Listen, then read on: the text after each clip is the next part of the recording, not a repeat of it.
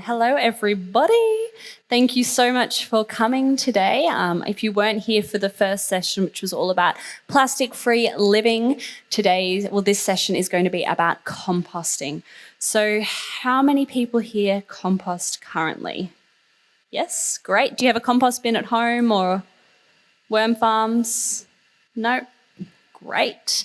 Perfect. So for me, I'm relatively new to composting, I guess you could say, in the scheme of things. I've been doing it for about 3 years now. But throughout that time, I've kind of done every single type of composting known to man. So I'm pretty good at that kind of part of it. So pretty much today we're going to talk about the importance of composting and why you should do it, the benefits behind composting, how to compost, what you can and can't compost, and then the different types of composting methods that are around. We'll be opening it up for questions as well at the end. So if you've got anything, please hold on to it, and then I'll answer everything for you at the end there. So why should you compost? If food waste was a country, it would be the third largest emitter of greenhouse gases. So the problem with food waste is when we get our food waste and it goes to landfill. Think about a banana peel, for example. That banana peel sits next to a plastic chip packet, and in landfill, in this big hole in the middle of the earth, it sends off greenhouse gases. It sits there and it sweats and it creates these toxic greenhouse gas emissions. Whereas if you were to remove all of that organic matter from landfill, then you're not going to have as many greenhouse gases that are emitted. Instead, you're going to be creating a really nutrient-rich fertilizer for your home. So about half of what the average Australian household throws out is compostable organic matter. So it's between 40 to 50% of your household bin right now is able to be composted. So by composting, it's one of the easiest and most simple ways to really reduce the bulk of your waste from going to landfill. And then the emissions from landfill make up about 3% of Australia's total greenhouse gases. So that's the same equivalent. This is a pre-COVID statistic, the equivalent of the airline industry. So the benefits. So composting is a really great way to improve the soil health of not only your garden, but everybody else's garden. You're reducing organic waste from going to landfill. It keeps your soil nice and moist. It helps with pest control as well, because you don't need to worry about chemical fertilizers. Saves you money as well. You're then not having to purchase fertilizers because you're creating your own, and you help save the planet by reducing your greenhouse gas emissions. So the composting equation. When you first start composting and you've got a composting bin, what you need to kind of think about it is like you're baking a really great cake. So when you make a cake, you don't want to add too much flour and not enough eggs and milk. I'm just trying to think about the last cake recipe I made. But you also don't want to have so many eggs and milk and not enough flour that you've kind of got this soupy, gunky mess. So one of the biggest issues that I see when people start composting is they put in all of their lovely organic matter, so all of their eggshells and their banana peels and everything like that, but they don't put in enough of this brown stuff or this carbon. So we really need to put in about 2/3 carbon to 1/3 of your wet stuff. So your carbon could be things like dried leaves. Now is an amazing time to get out there and grab dry leaves and throw them into your compost bin. But if you don't have a huge, big garden, then it can be things like your dried lawn clippings. It could be your vacuum dust, your dog hair, your human hair, newspaper, cardboard. Shredded paper is a really great addition to your compost bin, because shredded paper can't actually go in your recycling bin. It needs to go into something. It either needs to go in your general waste bin, or it will be better served into your compost bin. So that's kind of how we get this composting equation. So it's the most important thing to remember. Every time I take my compost bin down to my kitchen caddy down to the compost bin, I will always add more brown stuff. You just have to throw in all of that carbon. So what not to compost? Things that you want to steer clear of are meat, bones, dairy, and fats. So this is when you're going to start to see critters in your bin. This is when you're going to start to see weevils, you're going to start to see little white grubs, is going to be because you've put some meat and some bones and dairy in there. So we need to keep that out there. Keep it as vegetarian as possible. That goes for animal manures as well. So don't put your pet poo in there, because if you think about the kind of the tick treatments and the fleas and things like that you're giving to your dogs, we don't want that to be in your compost bin, because that's going to be used then as a fertilizer for you guys, and we don't want that. Magazines and glossy paper, we don't want to keep those in there. Large branches,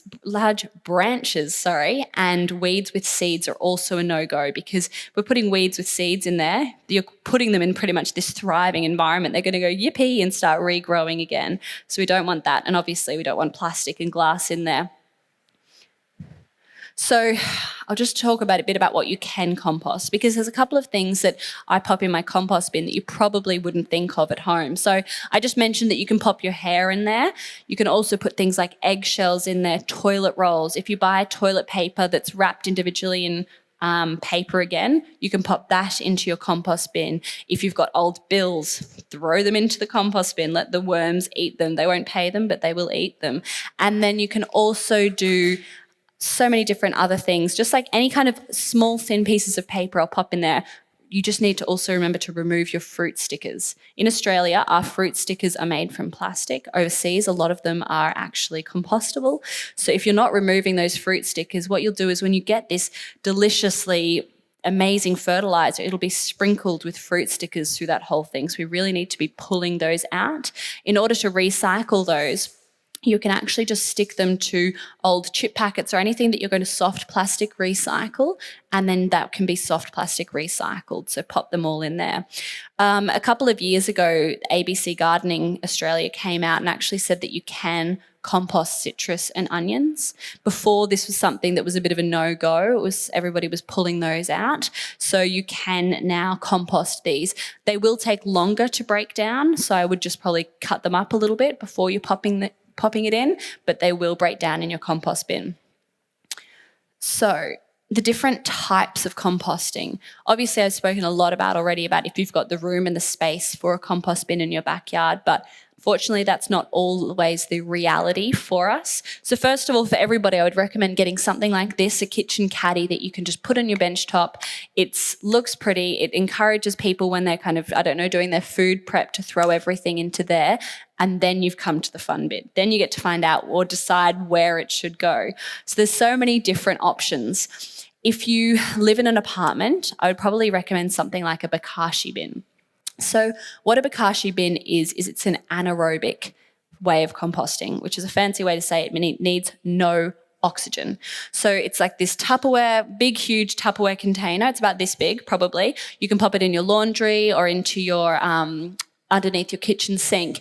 And what you do is you just put all of your food straight into there, all of your scraps into there, and it starts to break down and ferment. It's this way of kind of fermenting, and you get this liquid gold that comes out of the end of it, and you can then use that to fertilize your plants. But when this bin is filled up, which takes 2 to 3 weeks depending on how many people are in your household, it takes me a lot longer, you can then take it and you bury it.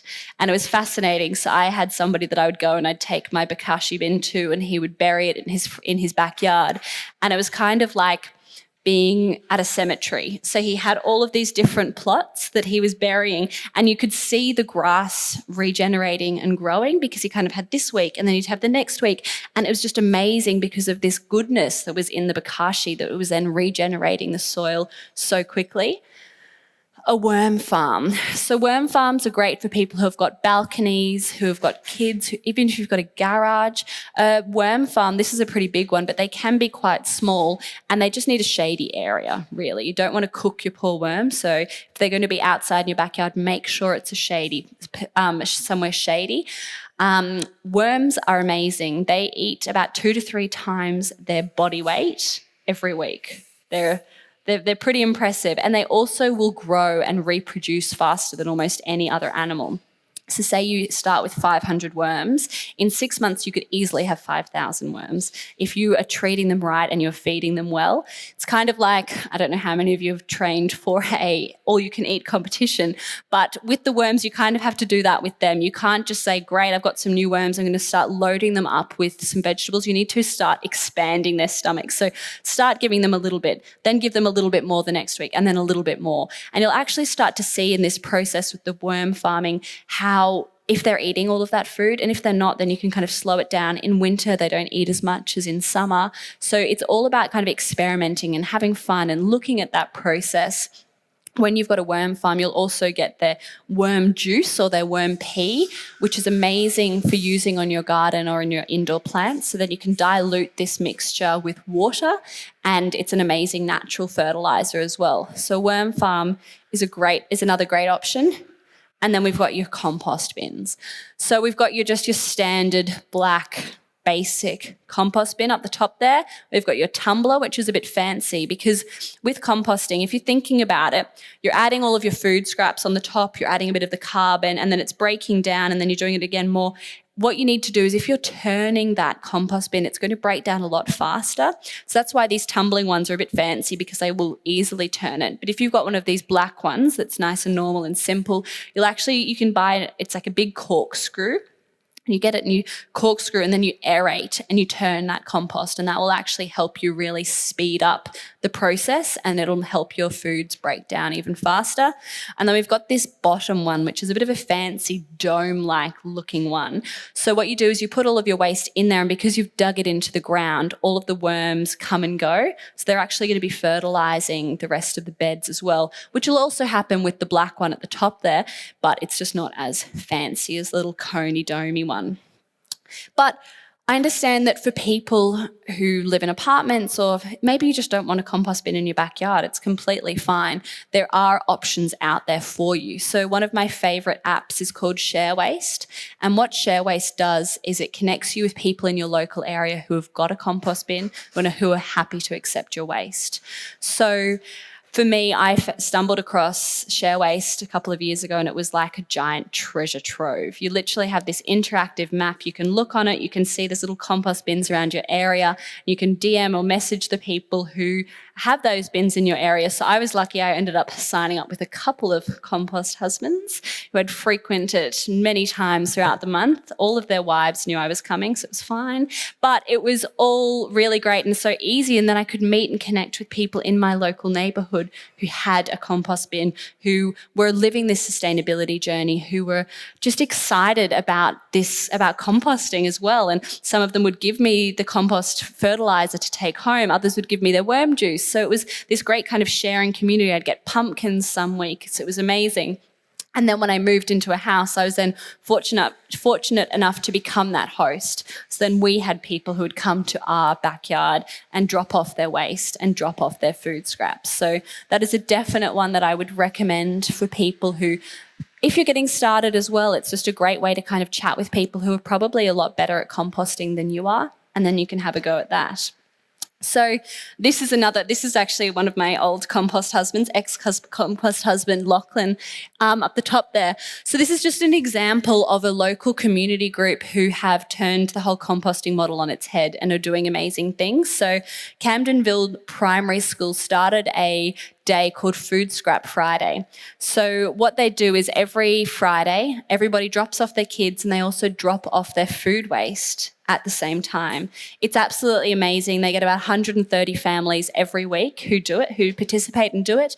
And then it's all composted in their community garden and it helps regenerate the soil. So it's just another example of the fact that you don't have to be super duper involved in composting, or you can be somebody who is absolutely changing the game. You can just really dip your toes in, have a bit of fun, start it, treat it like a bit of a science experiment, throw different things in there, see if they break down. If they don't break down, try and understand about it, why they do. And just, I think it's a really great way for me to kind of start reconnecting with nature and just to see how that whole process works has been really fascinating as well for me. There's a couple of resources as well that I'd like to mention. So Compost Revolution, if you're in the market for a new compost bin, is a great organisation. What they do is they've actually partnered with all councils around Australia to offer subsidies on compost bins. So you can get up to 40% off your compost bin by shopping through the Compost Revolution website. They've got some really great resources and tutorials that you can do as well on different courses on how to compost better or what's going on. So yeah, that's something that I would also recommend doing. And I know a couple of different councils like Randwick City Council are bringing out FOGO bins. So if you haven't heard of that, FOGO is Food Organics and Garden Organics, and it is going to be a separate bin that is then taken and composted in an industrial composting facility. So that is also an amazing step that's happening around. It's slowly rolling out. I think City of Sydney have also got a trial happening. So fingers crossed we'll start to see that happening here, there and everywhere as well. But does anybody have any questions? Do you have any troubleshooting that I can help with? Pests, anything like that I can give you some tips on? No? I'll just talk a little bit about pest control anyway, because I think one of the barriers for entry for people is the fact that they think that they'll get a lot of vermin from having a compost bin. So if I was to have I've got this big black one at the top there. So what I've done is I've just put a layer of chicken wire underneath the bottom so that nothing can get in through the base, but also planting mint beside your compost bin is a really great way to keep pests out because they hate peppermint and they hate the minty smell. You can also line your compost bin with a ring of coffee grounds. Again, they hate coffee grounds. If you've got problems with snails as well, snails don't want to crawl over the coffee grounds to get to your compost bin as well. So that's also something that I would recommend for when it comes to kind of pests getting in and out. Yes? Thank you. Like coffee, is it fine to just pour in old coffee grounds into the compost bin? Is there any restrictions on what you would recommend? On how much? Yeah. Yeah, well, it kind of depends really on how much other matter you're popping into there. Mm-hmm. So I kind of like to think about it like you're caffeinating your worms. You don't want to just give them so much coffee that they're bouncing off the walls. But I used to go to one of the local cafes in my area and pick up maybe 3 or 4 kilos of coffee grounds once a month, and that was completely fine for them. They'd be happy to digest that and do it all. But it just really depends on that ratio and that balance of how much organic matter you're popping in. Thank you. Any other questions? Any other topics? Yes? Hi. I keep pet rabbits. I just wondered with the composting of the rabbit manure, a bit of hay, and we're starting to use a few of those sort of paper litter tray pellets. Are they okay in general compost? We asked you to Sydney this once about the green bins, and they said don't put it in the green bin. Yeah, it's a bit tricky. I've heard from some people that cat compost litter is fine to go into is fine to go into your compost bin. I've always not put any kind of pet feces or pet byproducts apart from hair into the compost bin. The hay would be fine to go in there, but I probably would steer clear of doing any of the poo. Thanks. Yes? One. If you have a worm farm, can the worms outgrow the worm farm? Yes, so you can. I've given some worms to a friend before. So what will happen is it's pretty much like, when you've got fish and the fish will grow as big as the fish tank. That's what's going to happen with your worms. They'll keep on reproducing to the point where there's kind of thousands of worms in that bin. So then what you can do is you can harvest it. So you can take kind of their castings and their poo out, and then you can bury that. And then I'd give probably a couple of 100 worms to a friend, or you can just put them in your soil in your backyard, and then they will start reproducing in there as well. Any other questions? Answer them all. Oh, you quiet lot, honestly. Thank you. I see that hand. We've got one more. Okay, so introducing, thank you. I'm still naive to the harvesting arena of things in the garden. Introducing, say, compost to a clay setting soil, do you encourage particular methods or different approaches as you would with, say, more a loamy, like sandy-based? Yeah, so I've got more experience with the sandy base, being Okay. near the beaches. But what I would do is I would just, at the end of the day, your composting matter is going to be that thick, nutrient-rich fertilizer. But by digging a trough is going to be a lot easier. So rather than digging a hole and popping your compost in, I dig a long trough around a garden bed, if that makes sense, because then you can see the nutrients will start to pull from there, and then you can try it out with the clay. Yeah, cool. Thank As you. well. That's good. Yes. By the way, James is Phytogreen Man. So if you see any of the plants in this place are looked after by with lovely people. So he does any vertical garden questions or any rooftop gardens or any plant questions, he's here for that. Hello. I have a worm farm that has all the different levels stacked up. When can I put a new level on top? Do I have to wait till they've eaten all the food before I do that? Yeah, so what a worm farm, the multi-layered system is, I kind of look at it like a bit of a house.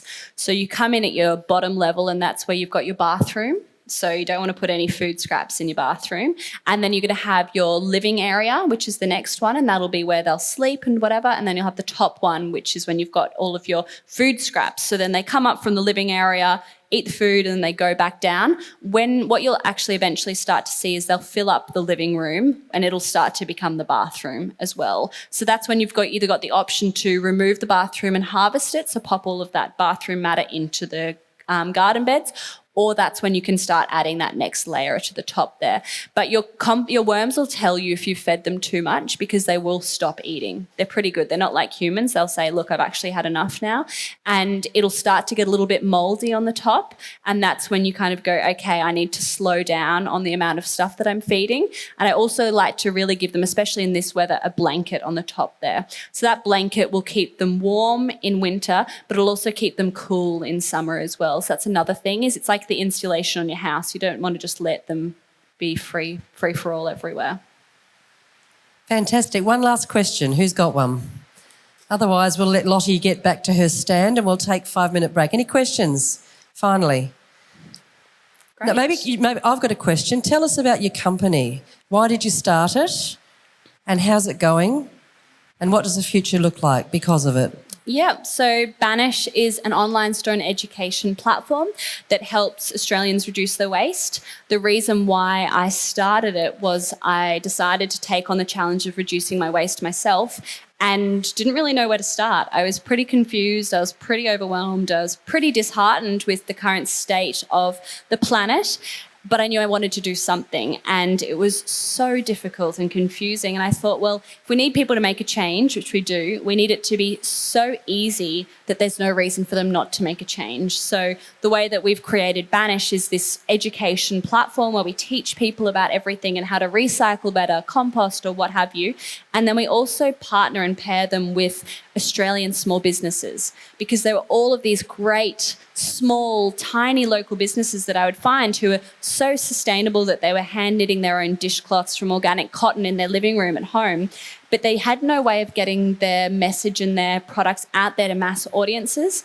Because the best problem with a reusable item is that when you buy it once, you shouldn't probably need to buy it. Maybe you don't even need to buy it again at all. But something like a dishcloth, you need to buy one every 4 years. So there's no need for people to have this relationship and this rapport with that brand, because they bought it once and then in 4 years' time they'll probably go back and buy it again. But they're not going to. We don't want them to be buying it every 2 weeks. We don't want them to buy it in a flash sale. But what we do want is we want them to maybe come to the store and buy the knitted dishcloth, have a great experience, and go, well, maybe next time I'll buy the compost bin or I'll buy the reusable baking mats. And it's about that power of community and helping these small businesses not look at one another like we're fighting over the consumers' $50 that they've got to spend on sustainable products, but to look at it like this collective of small businesses working together to really help one another and to create this big platform. So that's why I created Banish. I also created the BRAD program, which is a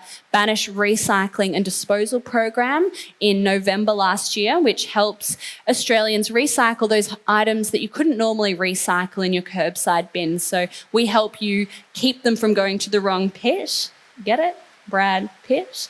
So the whole concept is we take things like blister packs, beauty products, toothpaste tubes, toothbrushes, coffee pods, and we recycle them for you on shore. So that's what we're doing with the Brad program.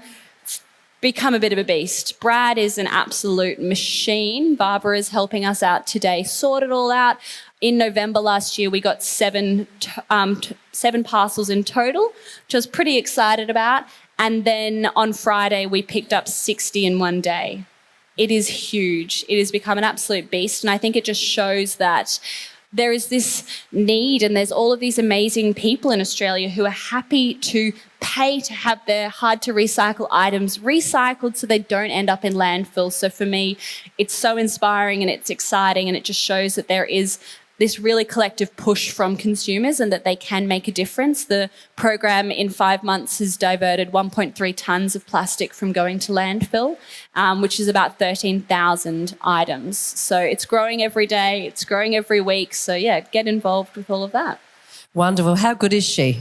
She's awesome. So please put your hands together for Lottie DALZIEL. Lottie. Thank you.